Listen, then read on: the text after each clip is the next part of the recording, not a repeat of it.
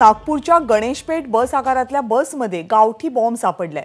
नागपूरच्या सावनेरमधून आलेल्या बसमध्ये हा बॉम्ब आढळलाय। 2 दिवसांपूर्वी ही बस गडचिरोलीमधल्या अहेरीतून आली होती।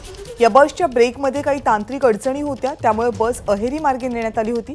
यावेळेस बसमध्ये बॉम्ब सदृश्य वस्तू आढळली नव्हती, पण जेव्हा बस नागपूरच्या सावनेरला जाऊन आली त्यानंतर मात्र ड्रायव्हर सीटच्या मागच्या बाजूच्या सीटवर एक डबा सापडला, ज्यामध्ये गावठी बॉम्ब सापडला।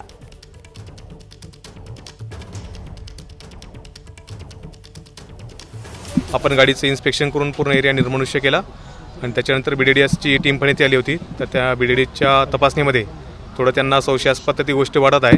तर सध्या ती जो ऑब्जेक्ट होता ते त्यांना ते सुराबर्डी येथे घेऊन गेले आहे। तिथे पुढची तपासणी त्याची होईल डिटेलमध्ये पूर्ण, आणि पुढची तपासणी झाल्यानंतर पूर्ण त्याचं कन्फर्मेशन झाल्यानंतर आपल्याला माहिती देण्यात येईल। कुठून आली होती आणि कुठून बस आली होती? ही गडचिरोली डेपोची बस आहे। ती 1 तारखेला इथे आपल्या नागपूरमध्ये आलेली होती आणि काल ती सावनेरला पण गेलेली होती ती गाडी। एबीपी माझा, उघडा डोळे बघा नीट।